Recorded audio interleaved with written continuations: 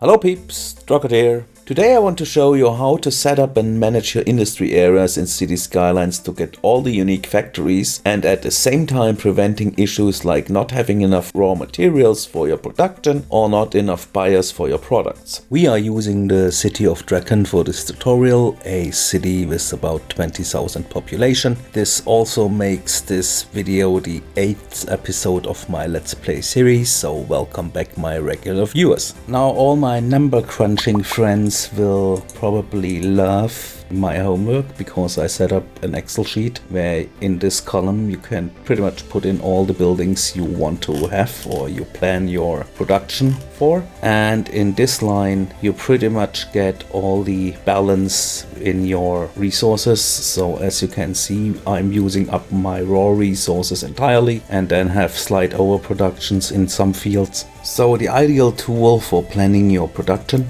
But don't worry if you're not so much into crunching numbers, I also got some rules of thumb for you. Let us start by leveling up the oil industry area because it just leveled recently by accident, and oil is pretty much the easiest to level because its processing buildings require so much workers. In case you're wondering what is so difficult about leveling up an industry area since it just needs the correct or enough number of produced units and also the worker count, well, looking at it that way, nothing is difficult about it, but there actually is a really smart way to do it. You could actually call it also a very efficient way of doing it, since I'm trying to maximize my profits while keeping my expenses as low as possible. I am also trying to keep the aesthetics so they are allowed the non-productive buildings like worker barracks and a maintenance building, but the self-imposed challenge of making the most efficient industry areas possible also limit us to the most efficient buildings possible, which leaves us with just the level 1 extractor units and just the level 4 and 5 processing units. Also, while we're at it, just try to use just a single raw material storage unit, also the smallest, because it's the cheapest. Now, 2 things necessary to accomplish this. First, never change your raw storage units settings from balanced. Keep them at balanced. Second, keep the balance between production and demand. Try not to overproduce, or at least just slightly, so the raw storage units can send their trucks out to export. A rail station in close proximity would be very beneficial to that. If you underproduce, that is not a big issue because then the raw resources can just be imported. When in doubt, rather import than flooding your storage units. Check out the production I am setting up here. The small oil pumps will generate 28.8 barrels of raw oil, and the 2 waste oil refineries and the 4 naphtha crackers will also consume 28.8 barrels of raw oil. Now, another tip when setting up your industry areas is keep your delivery distances as short as possible, meaning have your storage units for the raw materials right next to the producers and have the consumers of your raw storage units content also in very close proximity. As you can see, that's just a single road here, and I really suggest to keep it that way because this way you lower traffic by a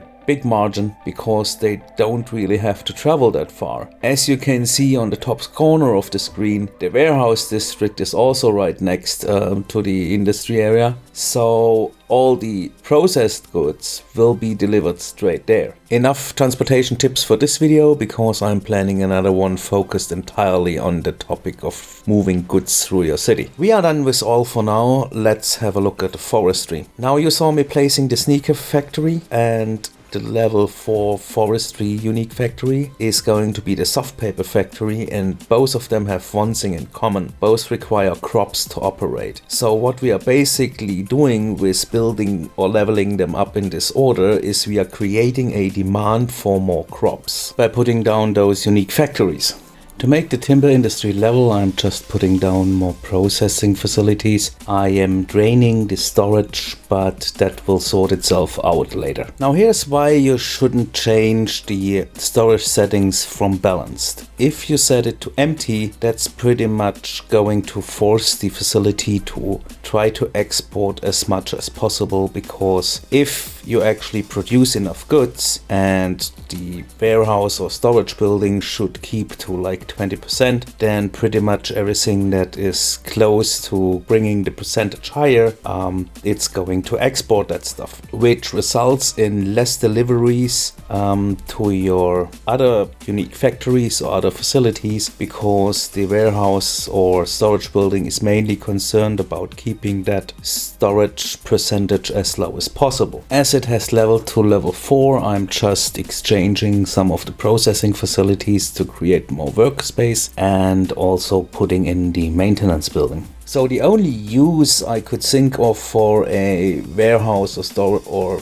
raw resource storage buildings being set to empty would be to act as like an overflow buffer. If you have, for example, like 3 warehouses and one of them set to empty, and pretty much it's the last one on a one-way road, so pretty much the first one would fill up first and the second one would fill up, and they would do like the normal distributing stuff. And now if the second one would have too much goods for being stored in a balance setting, it would basically just try to bring them next door to the one which is set to empty, and the empty one would then pretty much not care about doing deliveries. It would just care about not being overfilled and thus creating exports. So the empty setting, being situational, actually could have its use. Not so the filled setting. For my experience tells me that if a warehouse or storage building is set to filled, it pretty much stays there, not doing any deliveries at all, and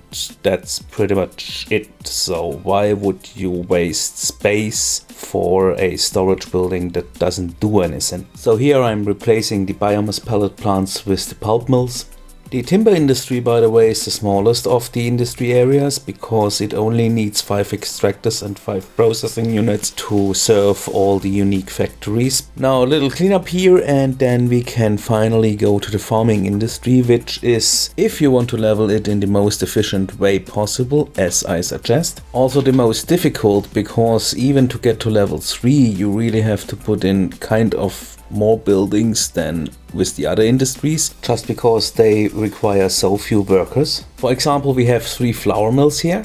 To provide all the unique factories with flour, we just would need 2, but I was overproducing flour from the beginning on just to get on the worker count numbers to get the industry area to level 3. Now Drag, you've told us all the time that we should not overproduce, right? Yeah, that's correct for the raw resources. This small grain silo being flooded with wares would cause some real issues, but we'll get back to that. For processed goods, we have the warehouse district, and as you can see, those are all small warehouses which each has 20 trucks at their disposal. The rail station right next to them, like pretty much on the other side of the street. So you can overproduce, that's what I call slight overproduction, but you need to make sure that when it comes to processed goods, that the warehouse and its amount of trucks can keep up with exporting while delivering to all the unique factories. So we adapted the production of crops to the new demand and then added a bunch of non-productive buildings, in this case the worker barracks, just to increase the amount of workers possible to have a job there. Which brings us to the 2 main problems with the industry DLC. First being not enough buyers. This is the easy one. Not enough buyers is created when the stuff your industry produces is not able to get to either the commercial zone or exported. Now, since we have a rail station right next door and the entire industry district is connected to a highway, that issue is pretty much solved. By the way, if you have problems like getting workers into your industries, then eventually their problem is that they don't want to work there because it's hard to get there from where they live. So it all comes back to having a good transportation system.